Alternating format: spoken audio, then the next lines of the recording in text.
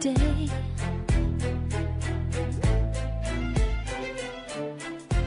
The Expansion Zone with Sonia Barrett. Everybody's talking about consciousness. Everybody wants that eternal kiss. Yeah, everyone's saying there's more than this. Everyone wants to follow their own bliss. Talking about one love, one blood, one life in everyone. One life, give each other. We are sisters and brothers. We sing Om Shanti. On the Expansion Zone, we examine life and our quest to understand who and what we are and of the vastness of human potentials. We explore the making of our world from quantum physics to parapsychology, health, sociology, and philosophy, along with practical living. You are reminded of the possibilities in creating personal change.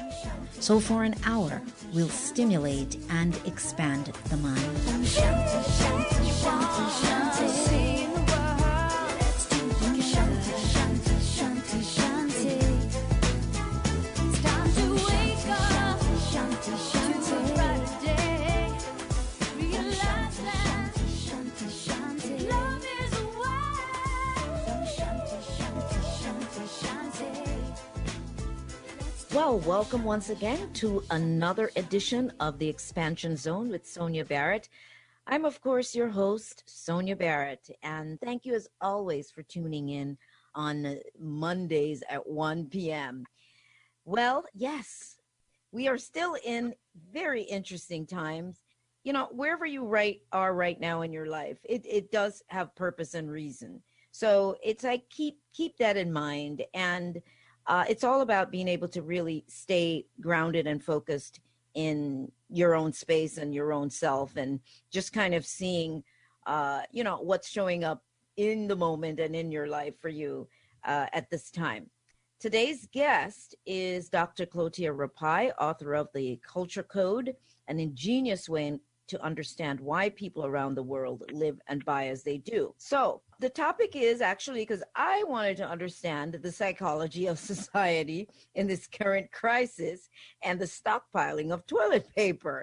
Based on his work, I knew he was the perfect person to ask about this madness that's going on with toilet paper. All right. So anyway, so the basically the current health crisis of this virus, which I really seldom mention the name, quite honestly, for reasons that, it's mentioned enough. And so basically, I feel like I'm in a movie. And anybody else that I talk to, friends of mine, it's like I'm in a film. Films we have watched before, like, Contagion and 12 Monkeys, Carriers, zombie films. We see people running around right now with masks and in fear of being too close to each other. It's really a sight to witness. It really is. But, people are doing what they feel that they need to do. And I think a lot of times we get caught up more in the fear. And so sometimes there's very little rational thinking in terms of what's really going on. But apparently everybody would get it because you would be breathing, everybody's breathing. So anyway, some of it it's very funny. And I think we have to have our sense of humor right now. Mine certainly is always there. And you use common sense at the same time. All right. So I want to bring Dr. Rapaille in, but let me just give you just a brief rundown because you're familiar with him. Dr. Clotaire Rapaille is an internationally known expert in archetype discoveries and creativity. His unique approach to marketing combines a psychiatrist's depth of analysis with a businessman's attention to practical concerns. He has written more than 17 books on these topics. 2 of those books are Creative Communication, now used as the standard reference for the French advertising industry, and of course, The Culture Code. Welcome to the Expansion Zone once again. Thank you very much. Pleasure to be with you. Yes, very, very, very thrilled to have you here. You and I were chopping it up just a little bit because I had sent an email going, could you explain what's going on? Let's talk about just the frantic nature right now of human beings and this idea of toilet paper. And of course, you know, we're going to expand on that and folks and their imprints and all of this stuff. Yeah, you know, my expertise is to try to understand why people do what they do, not what they say about it. I don't believe what people say. But when you look at the way people function around the world, there is always a reason why they do that.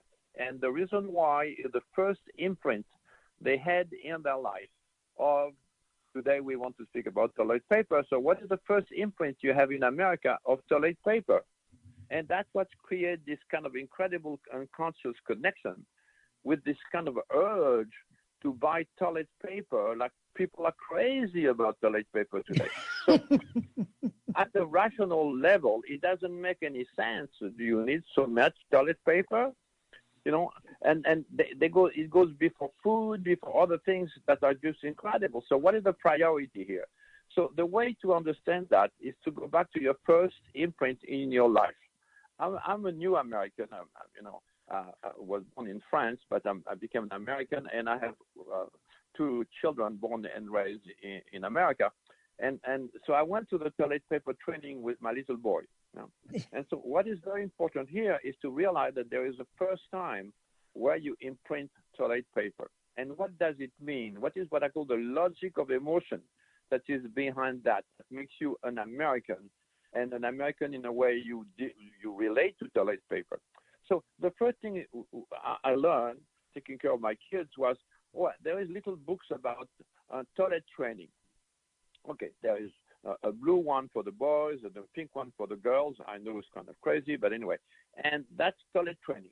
And toilet training is a very important stage in your life, because if you're not toilet trained, you cannot go to summer camp. Okay, so that's toilet training is very, very important. Okay, so I went through that, and then I realized that, okay, well, my kids are supposed to be toilet trained. I have to still go over there and check to make sure that it's done properly, which means that I realized that they were maybe toilet trained, but they were not toilet paper trained.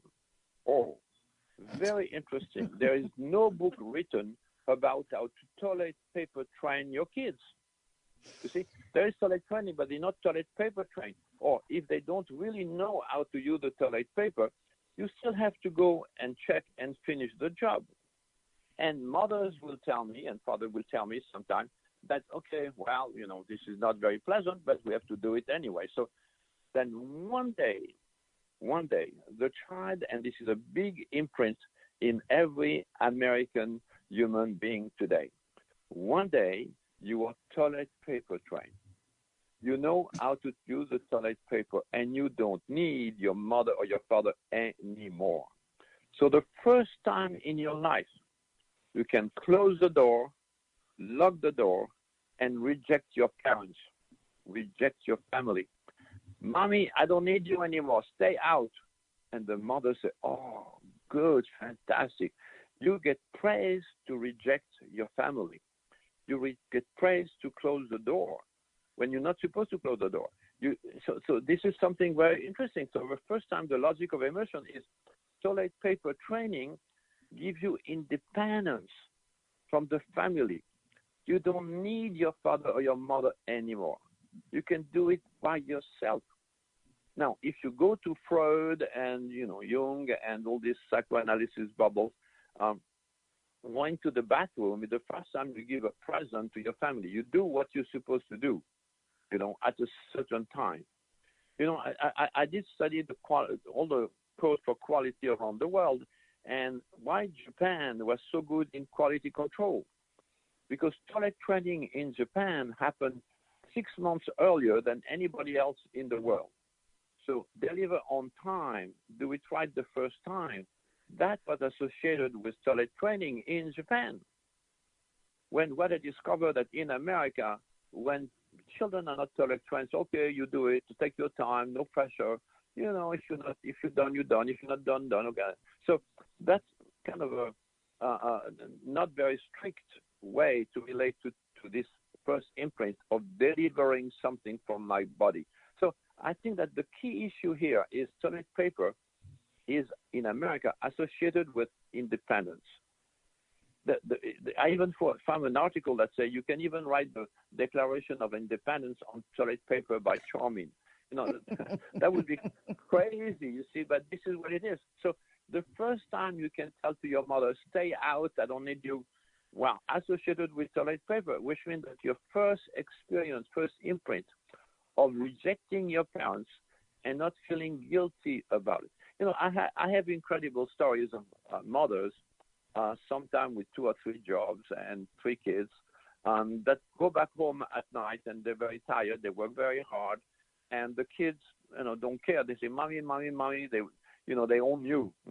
And so mothers will tell me there is one place where I can go, lock the door, and reject my family and not feel guilty is on the toilet seat.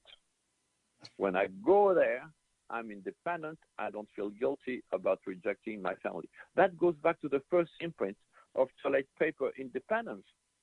And so, That's of course, true. now we around the toilet seat, you can put the television, you can put radio, you can put the internet, you can have a magazine. You want to organize your whole personal world there, but you're not guilty of rejecting your family because that was your first imprint. So if you think about toilet paper, not to have toilet paper today is a big risk of not being independent anymore. That's in your mind and you're unconscious. And so that's why you're crazy about toilet paper. You want to accumulate toilet paper. When I did this work on toilet paper a long time ago for Charmin, we find people that had tons of toilet paper. That was not a crisis at the time, but they still accumulate toilet paper in the bathroom to make sure that they're not going to miss any of this. And then I found that some people told me that they had a lot of toilet paper, but sometimes they have guests that steal toilet paper. Can't you believe that? I mean, the toilet paper is like a currency.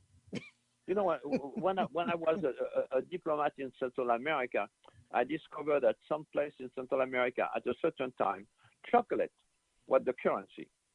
So a little bowl of chocolates became a currency, and you will buy a horse for so many little bowl of chocolates. So today, I think that toilet paper is a new currency. You're correct. This is amazing. You can go to a bunch of toilet paper in a store and say, okay, I want to exchange my toilet paper to this dress or this pair of shoes. It's amazing. You see, and this is the reason why is because of the first imprint we have in America, or independence associated with toilet paper training, and, Wow. and that is so amazing, very powerful, very powerful. It's very crazy because you talked about it years back in your book Culture Code, which is what I remembered, and then here it is, years later. I'm really seeing the evidence of what you're talking about, because I realized then that it had to have something to do with some sort of independence, or I don't know, security. It was like a security blanket. You say it's a big symbol of this notion of independence. When you get old, you're very concerned about mobility. You want to be sure that you can go to the bathroom by yourself, you can move, you can go do shopping, whatever. So mobility is survival. If you're rigid, you're dead. So you want to be able to move. But to move in an independent way, you don't depend on other people.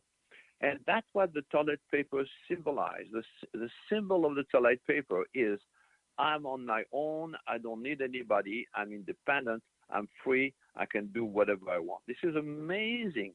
No other products, as I know, and I've done that for all my life, such a powerful emotional investment connotation or is so powerful. It's amazing. Well, Now, go ahead. of course, let me just tell you something about what I call the reptilian space. Reptilian always win, which means that the deeper part of the brain always win. Whatever you want to do today, because of the virus and the crisis we have, we're back to the reptilian. And so it means that nobody cares about political correctness anymore. Nobody cares about race and gender. And now this is just survival. You have it or you don't have it. But what is important here is what I call the reptilian space. Everything that goes into your body and everything that goes out of your body is part of the reptilian space. So that's why there are strong, strong imprints for survival about everything that goes into your body. For example, today we think about air, breathing. Breathing is crucial to survival. If you don't breathe for 3 minutes, you start being in trouble. So breathing air, this is so important. But then, when I was practicing and I was taking care of children, and the mother will come and say, I have a problem with my child. I say, okay, the question is very simple. Very simple. Is he eating? Yes, he eats. Okay. And is he sleeping? Yes, he sleeps. Okay. And does he go to the bathroom? Yes, he goes to the bathroom. Okay, so no problem. You see, so that's the order of priority. Things going into your body, but things going out of your body. Because if you have anorexia or encopresia, which means that you cannot control your sphincter, you cannot be social, you cannot be. But in the same time, if you constipated, this is that cannot last. You have to eliminate things. So the body is a tube that transforms everything that we get into it into energy. So this notion of controlling the way out of your body is so crucial for survival. Very crucial. Men are wow. Now I really see another angle of this, what you're saying. Really connecting survival with toilet paper and elimination, which is essential for survival. That's really interesting. Absolutely. You see, and what is interesting is, for me, is that when I look at collective behavior, which is what I do all the time, I try to understand why people do that without being aware of it. But collective behavior is so interesting because it reveals what I call the reptilian brain. It reveals the basic cultural archetype, the real priorities. It's amazing. You cannot argue with numbers today and say, these people are crazy about buying toilet paper. They buy more toilet paper than toothpaste. So why? Because of this first imprint. See, and this is what is so interesting. For me, I have a passion for my work because, it's so interesting. Thank you for telling me what you just told me, that you read the book and today you have a verification many years later that I was on target there. You see, so it's not that I'm guessing, it's that I have a methodology to discover the first imprint. But when I discovered the first imprint, wow, I can tell you today, there are two things that people buy like crazy. Two things. Right? One is toilet paper, and the other one is guns. Right. Yeah. That was the crazy thing too. It's like, why are they buying? Now they're gonna line up to buy guns, toilet paper, and guns. Yes. So you see, it's a way to almost discover the identity of the person. Is how many toilet paper did you buy recently? How many guns did you buy recently? So that gives you an indication of who this person, how this person is functioning. But guns is another very important thing. It's all about control. It's all about control. So if the government want to take away my guns, it's a slippery slope, which means they're going to take control of my guns and then about what I eat and what about what I do, and they're going to go into my bathroom, and slippery slope. You cannot let them start to take control over you. You see, toilet paper is about control. It's about controlling your sphincters. So like toilet training versus toilet. So at a certain time, you control what is coming out of yourself. So the key notion here about toilet paper and gun is control. I don't want the government to control my life. They're not going to take away my guns or my ammunition. They're not going, because if they start taking away my guns, then they're going to control everything about my life. And I could not let them do that. You see, so, you know, So people are I used to acting work. automatically, it seems like that, but obviously because they're not processing, you know, all of what we're saying in that manner, but they seem to be, because I guess because of the imprints, as you just said, it's like an Yep. automatic reaction. That's right. That's right. This is an unconscious, spontaneous reaction in order for them to survive. This is the reptilian brain say, okay, you know, the government is not going to come and help me if suddenly everybody starts attacking my home because I have too much toilet paper. You know, it's an incredible fear. But you see, if I have too much toilet paper and my neighbors don't have enough, they might just attack me. Well, it's like So the I guy need to- I told you about when we saw him running with the toilet paper. You know, I was telling Dr. Rapaille, we had that experience on Sunday going to the farmer's market. And my husband said, look at that guy. He's got like 2 big things of toilet paper and he was running. I said, yeah, he looks like he's worried that he's going to get mugged for the toilet paper. Yeah, you know, a friend of mine told me he went to the supermarket and he bought 2 big stuff of toilet paper, and then the woman said, "Hey, this is not the end of the world." Oh, you know, what is the message that you're giving when you buy all this tons of toilet paper? You know, that you know your notion of survival independence is in jeopardy. I mean, you're very concerned about that. Yeah, this is security. Security, absolutely. And so, you know, toilet paper and guns go together. I didn't know that, but now I do. That's what's been missing from my life. Okay, now the circle is complete. You see, I believe numbers after a while tell us the truth. Numbers are very important. When you look at the sales of guns today, they're going up. The sale of toilet papers, they're going up. You know, the correlation is amazing between the two. It's amazing. It's the only thing that that I've seen featured in that manner, which is toilet paper and and then guns. Those are the 2 things that I've seen in the media. We talked about in the media or on digital media. Now, even you know, you said a word there. You know, depends, and then it made me think of depends, and I think so. I mean, obviously, yes, there is a reason for the names used for these products, and of course depends is also about controlling, being able to be in control of accidental elimination. So it's really interesting. You see, if we go back to this notion of control, I study cultures all my life and around the world. The difference between the Japanese invented quality control, right? The Chinese are the opposite.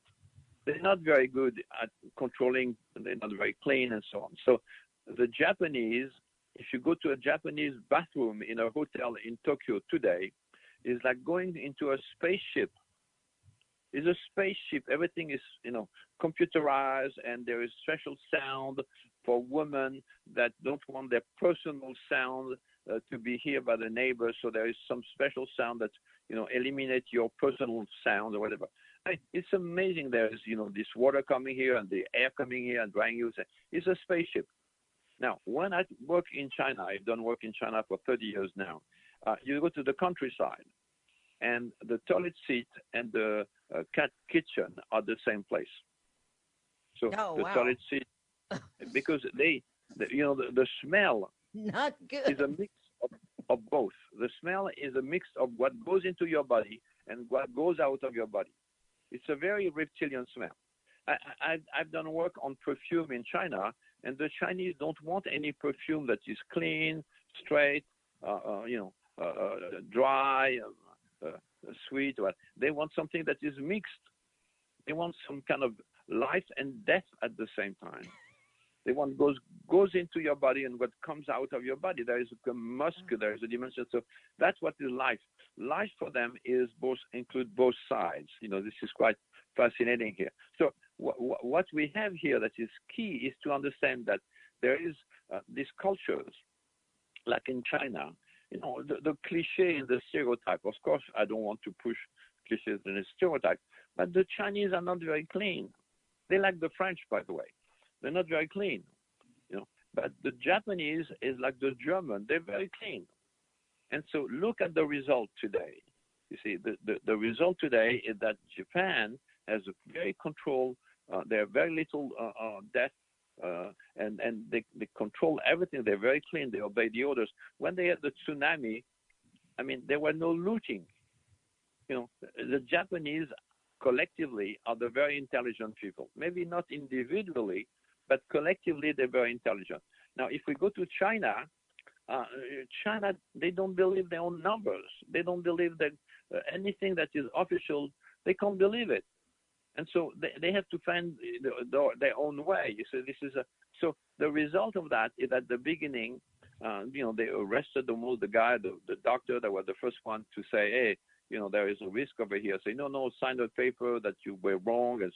And then, a month later, after all these people died, they start reacting to that. So today we can see why Italy is a good example. I know the culture. I love the culture of Italy.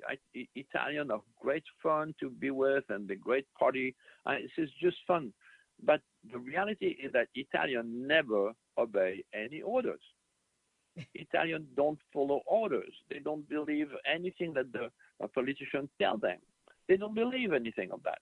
So the dimension in Italy is that they love chaos because they thrive on chaos. They're very creative on chaos. That's a stimulation for their own creativity. So they don't see chaos as a danger. The Germans are the opposite. They hate chaos. Chaos is death. They can't accept it. But Italians, unconsciously, they love it. And so that's wild. That's really what we have, this kind of incredible numbers today in Italy. The Italians, they just love chaos. They enjoy it. And look, they're singing right now. There is chaos. People are dying, and they're on their balcony playing the music and singing together, and they love it. It's just hysterical. We as human beings, I just find us entertaining. That's just me. So for me, this notion that the Italians are singing on their balcony and dying is such a beauty about the culture. It just expresses what I call the cultural archetype. It's so Italian, you see, and that's why I love Italian opera. They love each other, and they always kill each other, or they always die in the opera. It's fantastic. It's just amazing, you see. So, oh my goodness, this is too funny. Now I want to ask you real quickly, because this just came to my mind. The cultures that don't use anything, you don't use toilet paper, they use their hands.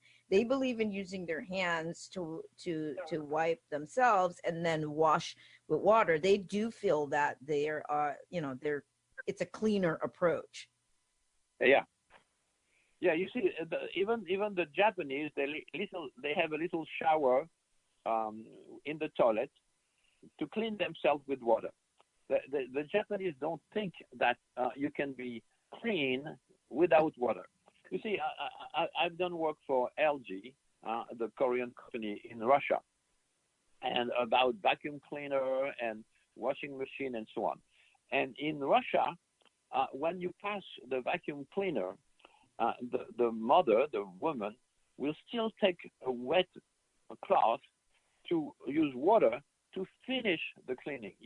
The ground, the floor cannot be cleaned without water. So that's a very interesting dimension there. It's part of the, for thousands of years, we didn't have any toilet paper. This is new. This is new stuff. So what do we do? Well, water was the only way to really get clean. The water was associated with wet dimension, wet cloth, whatever, is associated with being clean. And so for some of the cultures that are still there, they really feel that they are a lot cleaner than people using something dry, a paper towel or toilet paper. What do you do with a toilet Which makes paper after sense, that? though. Which really does make Yeah, sense. of course. Yeah, you'll never be as clean, I mean, as you will be with water.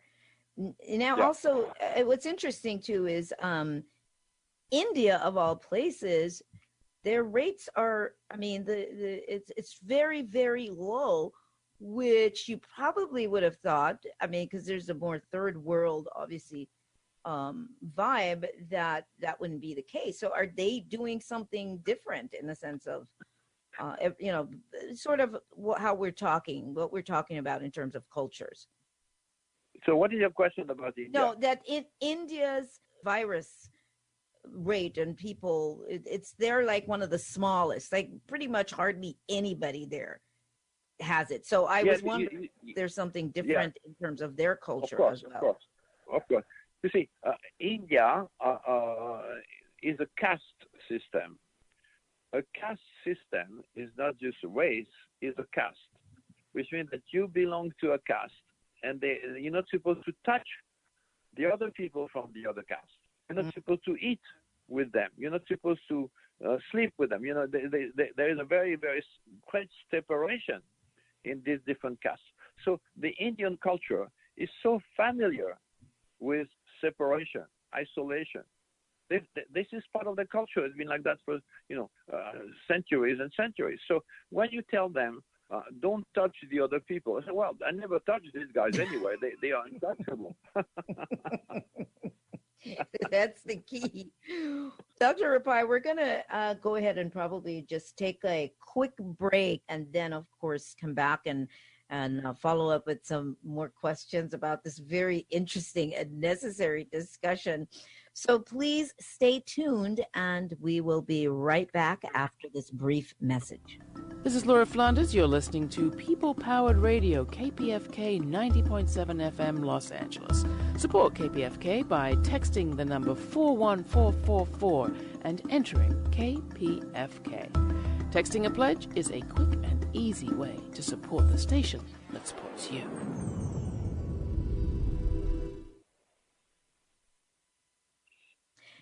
And we are back. And of course, you're tuned in to KPFK 90.7 FM in Southern California. And you're listening to The Expansion Zone with Sonia Barrett. I'm, of course, Sonia Barrett, your host. And we are chatting with our guest, Dr. Clotiere Rapaille, author of The Culture Code. And, of course, 17 or 18 or probably 20 other books that he's written. And we're talking about today's crisis and this, this toilet paper frenzy. And I'm finding that guns and toilet paper go together. And all these years, I've just been buying toilet paper. I haven't bought the partner to it. So that was interesting. But cultures are really interesting. And you're giving us some deeper insights into things that are just, in our minds, we're just normalized because you're not paying attention to the backdrop of, why we are the way we are as culture. So that's very interesting. Yeah, you see, this is what is fascinating, and that's what I have a passion for my job, is that when you discover the code in a culture, then you understand why people do what they do. You see, so it has a meaning. There is a reason, but we just don't understand what is the connection, what is the reason why we want to do that. You see, so in the German culture, for example, they are so afraid of chaos, so afraid that when they cannot control something, this is going to be a mess, and they're not going to be able to adapt. They don't adapt to changes very quickly. Churchill said the German culture is like a old tanker. It takes forever to make a little turn. So, the German, when they have a direction, they stay with it, and they stay with it, and they stay with it. The Italian, they change all the time. They never follow any direction. They keep changing all the time. They can adapt all the time. But so on one hand, the Germans have a tendency to create a system that will deal with chaos. The Italians are very creative. They love the chaos because they thrive on chaos. They create new things. They invent new things. They write an opera. They will sing on the balcony as they do today. And so this is what is interesting. So what is the how the culture helps you to handle and to solve a temporary crisis. I can tell you about the French. I was born in France during the war, and the French like to blame other people for everything that happened to them. They're not responsible. It's somebody else. So for a long time, American was responsible for everything was happening in France, and then German, because they have the German war, and then today the Chinese. I mean, they never take responsibility for what is happening to them. They always keep trying to show that they're more intelligent than anybody else, and they understand why this is happening and what is wrong here. See? So this is Americans don't do that. We have a tendency to say, okay, let's do it. You know, I think Nike is a great example of a good American archetype. Just do it. Okay, doesn't say what. Drug, just do it. No. Do it. Do you mean drug? No. But just so you see, there is this notion of action is salvation in America. In the French culture, thinking is salvation. I think, therefore I am. Not I do. So they never do anything, but they have great ideas. But it's interesting. But what's the origin? Because it makes you wonder the origin of these imprints that establish these behaviors, like you were talking about with the German, well, all the cultures, but with the Germans. Do you ever see the origin? Where this started in terms of a culture being what it is across the board. Yeah, you see, there is. If you look at history, if to study the history and the evolution of each culture, you find a moment, like a turning point, where things become very, very important at that moment. For example, in the French culture, I've done a lot of work on cleanliness, which is very relevant today because of the coronavirus. Cleanliness. What do you mean to be clean? When do people start realizing that they were not clean in France? Well, that was Louis XIV, the king, that wanted to force every noble person in his kingdom to come to Versailles. Versailles was built to control all the nobility. They were they were afraid of rebellion and things like that, so they want to control all the nobility. And so they forced them, the king forced them to come and live in Versailles. Okay. Now, Versailles was a big castle, of course, but 2,500 people were living there full time.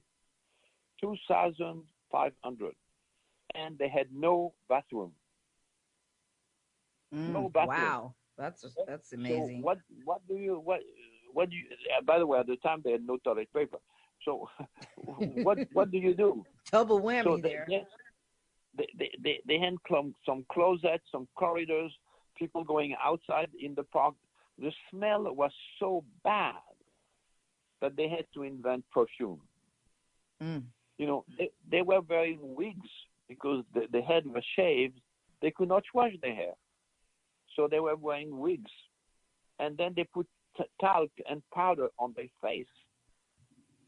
And so the old trend and the fashion of the time was just because they didn't have any bathroom. 30 or 40 years ago, I did a study for Colgate in France on toothpaste and toothbrush. And at the time, we had 55 million people in France, and we sold 15 million toothbrush a year. 15 million toothbrush for 55 million people. So what is the problem here? Well, some of them are very conservative. They keep the same toothbrush for like 3 or 4 years. or some maybe some people share the same toothbrush, but obviously they don't brush their teeth very often. Oh my gosh, they share it. The numbers are there. You see the numbers. So we sell a lot of perfume in France, but not too many toothbrush. I mean, this is it. This is the culture. That's the culture. You see, this is. I'm still on the sharing of the toothbrush. I'm still trying to leave that space. You know what? One of the key elements of Japan and why Japan is so clean is that it's a very high density culture. People live together all the time. They're very close to each other. There is no really the word intimacy doesn't exist in Japanese, because when you live in a house made of paper, when you sneeze, your neighbors 3 blocks away say God bless you. So there is no really intimacy there. But because of that, you have to be respectful. You have to be careful about the other. You don't want to have a bad smell because you want to accommodate the others. You know, in Japan, you're responsible for making other people uncomfortable. So that's why maybe there is a lot more virus people in Japan, but they don't want to say it because they don't want to disturb other people. Exactly. So that is but this is a very, very clean culture. This is very clean. The Japanese are just incredibly clean, you know.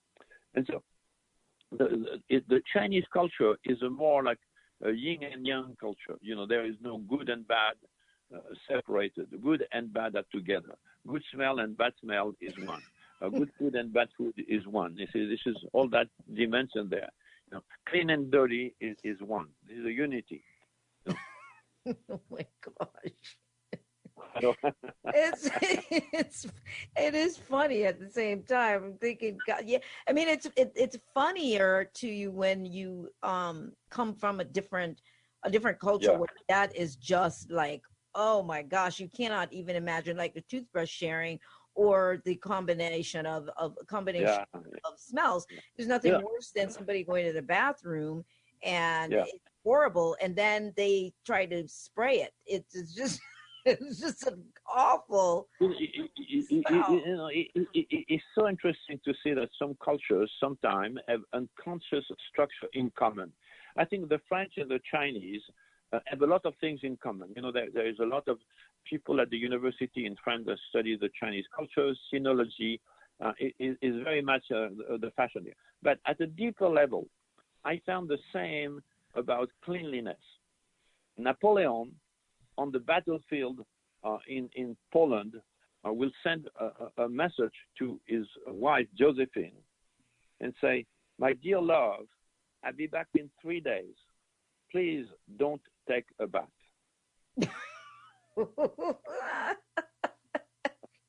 And the reason for that was because the smell is so much better.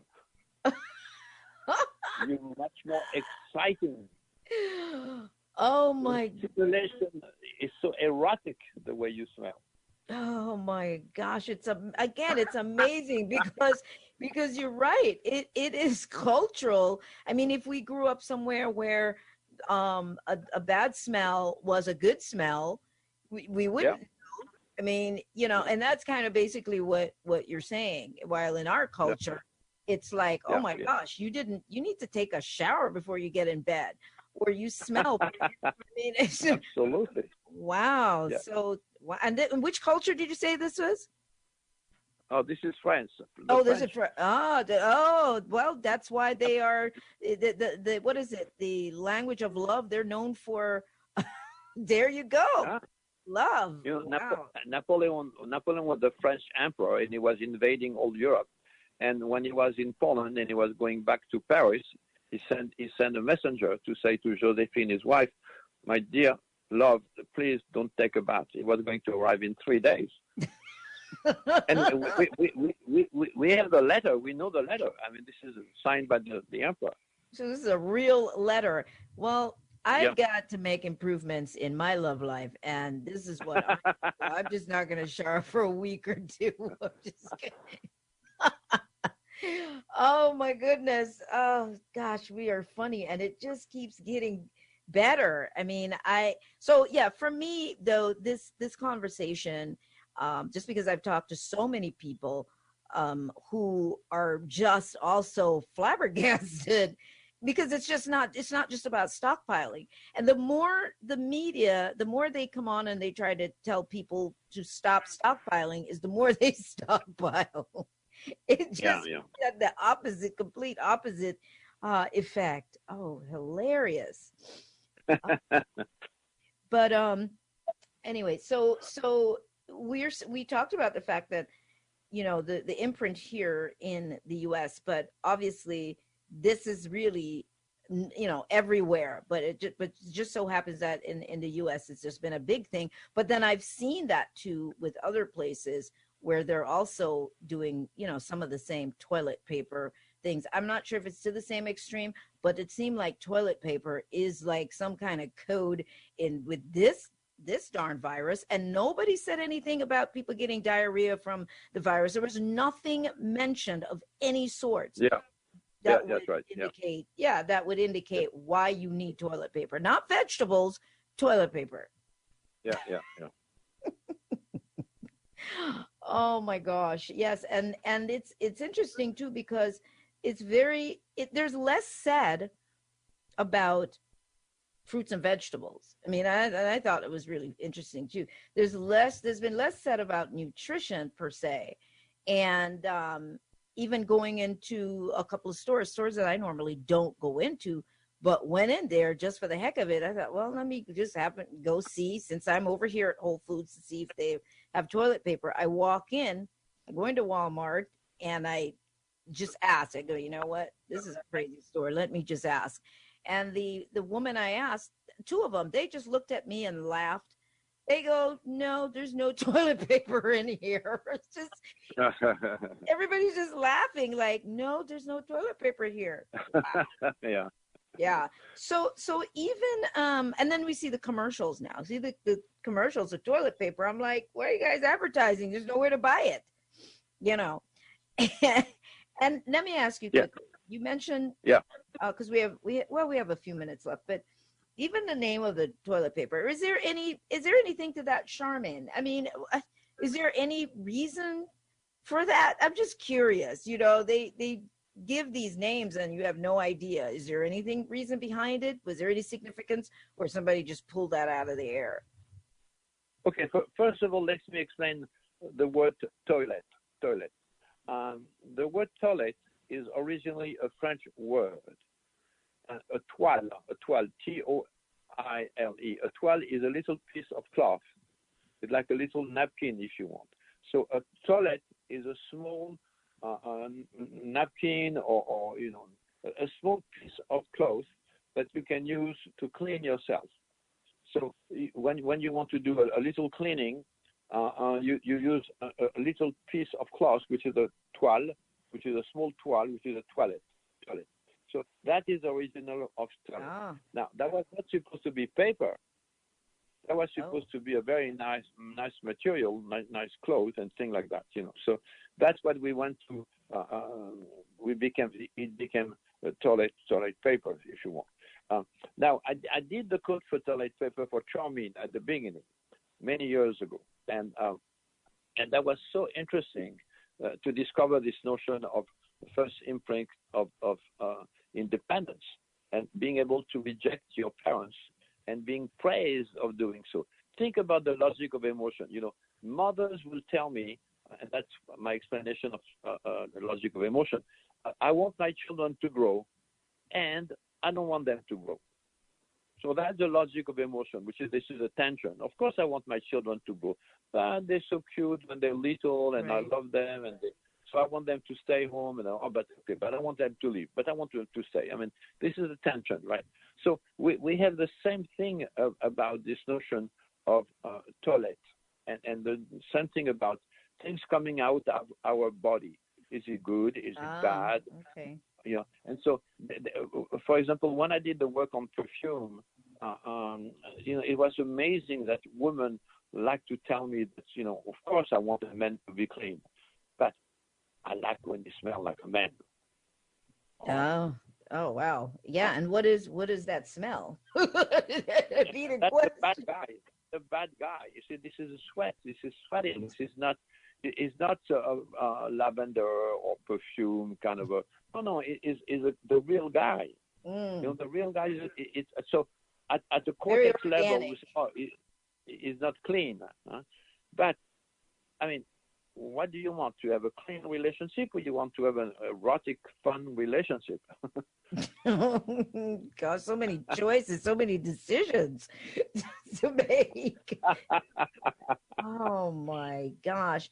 Well, Dr. Rapaille, what would you say right now if you were to just sort of give any, I don't know, advice? Because people are in their homes now, they're locked in their homes, particularly people with children.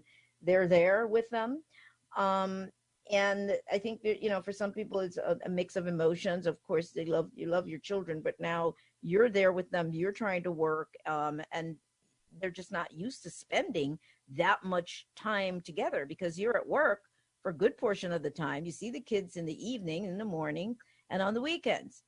So what would you say, if any advice at all? Yeah, you see, in America, my understanding of American culture, and I love the American culture, that's why I choose to become an American, is we learn by making mistakes. We learn by making mistakes.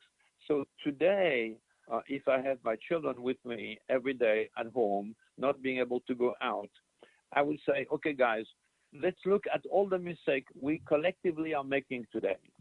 Let's look at all the mistakes we individually are making today.